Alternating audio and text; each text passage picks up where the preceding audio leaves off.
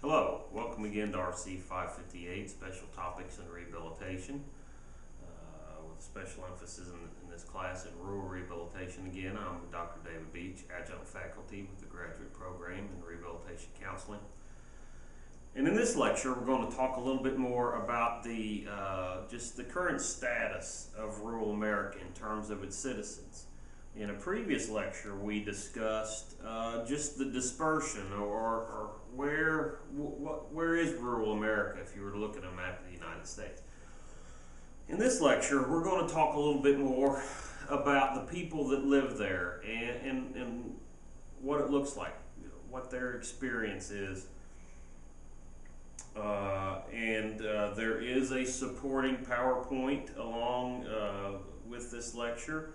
It's entitled A Snapshot of Rural America, and it will be included in this week's material. So please pull that, please access or have that available along with the slide. It'll make it a lot easier, I'm sure, to follow. So moving on to slide 2, let's talk about the health of rural residents. Rural residents, as indicated here on the slide, when we talk about their health, in terms of just how they rate their health, they're more likely, and when we say this, generally we're referring to people in more metropolitan areas, but they're more likely to refer to their health as being fair to poor. They're more likely to be obese, and that is especially high in the black population of rural areas. They're less likely to have access to health insurance, and that's high. That highest number occurs in the Hispanic population. They're less likely to have preventative medical visits related to dental, colorectal, breast, and cervical cancer. And the obvious issue with that is preventive visits often catch disease or illness at an earlier stage, increasing the likelihood of successful treatment. So if they don't have health insurance, they don't get preventative medical visits. In fact, most medical care for the uninsured is provided in the emergency room, and there's not a lot of follow-up care to that as well. So if they don't get that preventive care, they don't have that access to insurance, then it's less likely, that makes the impact of illness even greater, because it's not caught early, makes treatment very difficult, therefore it's more likely that they'll become much more sick or ill. Rural residents are more likely to have diabetes. They're less likely to get the CDC recommended exercise, which I believe is 20 minutes at least 3 times a week. They're less likely to have a personal health care provider. Again, as I said earlier, they don't have a family doctor. They don't have a doctor that's provided them care from for a long period of time. They don't have a relationship with a physician that knows them and their family and their history of care. A lot of your medical services to people without medical insurance, again, provided in an emergency room. Sometimes they may not even see a physician, or if they do, it's for a very short time. They're told to follow up, and that follow-up may or may not occur depending on their ability to pay. They are more likely to defer medical care due to high cost. They don't have the ability to pay, so therefore they don't get it, which means that by the time that a physician or a treating individual gets to see it, that it's typically more severe in nature. They're more likely to not receive quality diabetes care.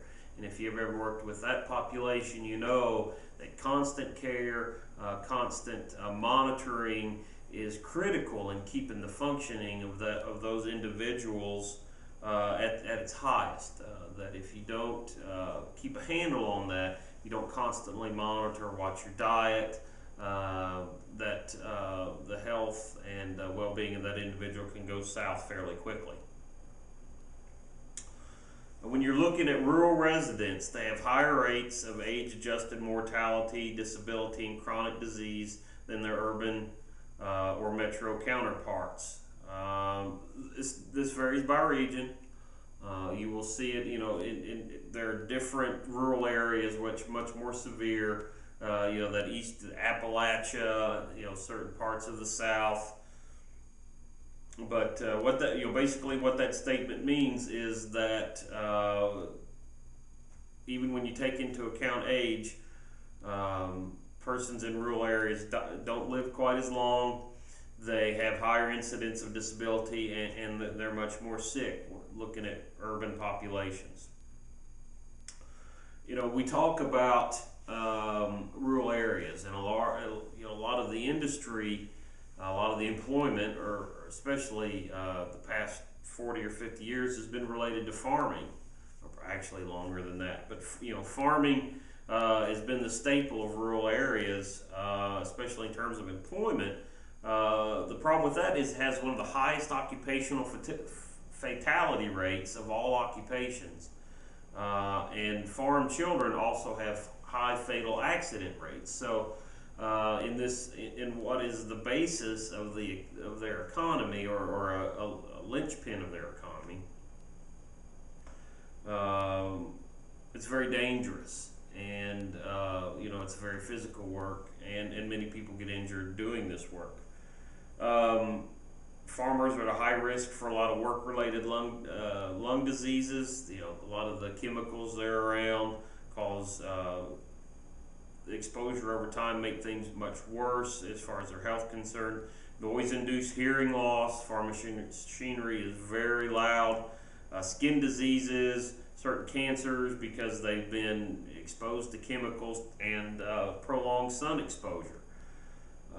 When you look at non-metro areas, farm operators are more likely to have college degrees and greater economic resources, but are less likely to be from a minority group than their non-farm counterparts.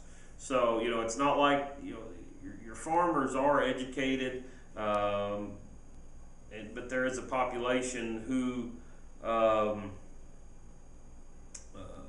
don't have resources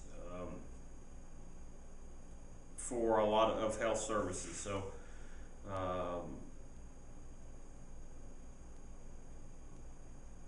farmers who consider their major occupation as farming are less likely to smoke than non-farmers, and non-metro adults overall are more likely to smoke, to be obese, and to be physically inactive than metro adults. So we can see that there's a lot of issues related to the population, the rural population, in terms of health. Child obesity. Children from rural areas tend to be more obese than urban children. Obesity rates are higher among rural minority children. So not just the rural children, when you look at all of the different backgrounds, when you look at minority children, they tend to have higher obesity rates. Rural children are less likely to be physically active. We talked about the population in general is less active, and children replicate the behavior of their models, which are adults. If the adults aren't getting the activity, the children are generally not going to. They're going to follow suit. Worst areas in terms of childhood obesity is Midwest and the South, and there's been data to suggest that this generation in general, not just in the rural areas, but just in terms of the nation, because of this obesity issue, is the life expectancy is actually shrinking. And what we're seeing now with the data in terms of rural, the rural aspect of it is it's a bad situation, that it is not improving. That there's a lot of efforts needed in this area to address issues related to obesity and exercise and healthy living among children. Asthma. While there aren't more cases of asthma in remote micropolitan and rural areas, there are higher increases in the prevalence of it. A lot of that is they feel is related to childhood obesity and just just the unhealthiness of the population. And looking at just oral health care, rural children are less likely to have what's called, what is defined as by their parents as excellent teeth.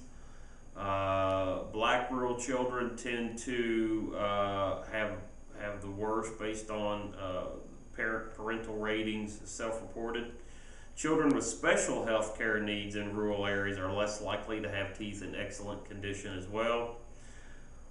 Low-income families are less likely to report their children have excellent teeth. They many have they're more likely to have not had a dental visit in the previous year, especially worse in the Hispanic and black populations in the rural areas. They're less likely to have dental insurance. Rural Hispanic and white children were less likely to have dental insurance, which that's kind of an interesting statistic. We know with oral health care that teeth, having not only good oral health care is important for your overall health for your body to aid in digestion, but it's also part of an appearance, which is an employment related factor. So if you have if you have teeth missing, or you have a lot of pain, that's going to impact your ability to live independently, to obtain employment. So that's a big issue. If children aren't getting that health care, that dental care, that means that there are going to be issues further on down the line as they age. It also sets it sets a bad example. They don't get into that routine of understanding the importance of oral health care. In terms of access to health care, in some cases it may be money related. In some cases, are they available? When we're looking at, we're on slide 6. As the population density tends to decline, geographic isolation increases, then the accessibility of healthcare resources generally declines. So less people, less healthcare resources. In smaller, more remote counties where there are small patient volumes, it's just generally primary care and emergency care, and many times persons that require services or treatment above those levels are referred on for services somewhere else.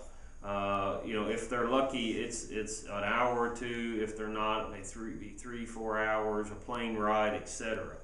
For specialized care.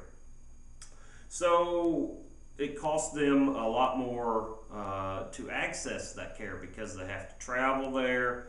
They have to, they have to take off work. You think if you live in an urban area and your physician is 5 minutes away, you can go maybe schedule a lunch hour and go to the go and see your physician, be back by the end of your lunch. If you live 2 hours away from a doctor, depending on when your appointment is, you may have to stay overnight. You will have to drive there, and if gas, depending on the price of gas, that could be very expensive. If you have, travel, hotel expense, your meals, take time off work, just travel time alone is at least 2 hours there, 2 hours back, so that's 4 hours, plus the time you're at the office. So you've lost work time, you've lost income, you've had to pay your expenses, so it becomes very onerous for individuals in need of health care, specialized health care. So a lot of times what happens, and we saw this a lot when we looked at some of the cases we would receive at the rehabilitation facility where I work, is they rely a lot more on just their treating physician, their family doctor. Their psychiatric care is a great example.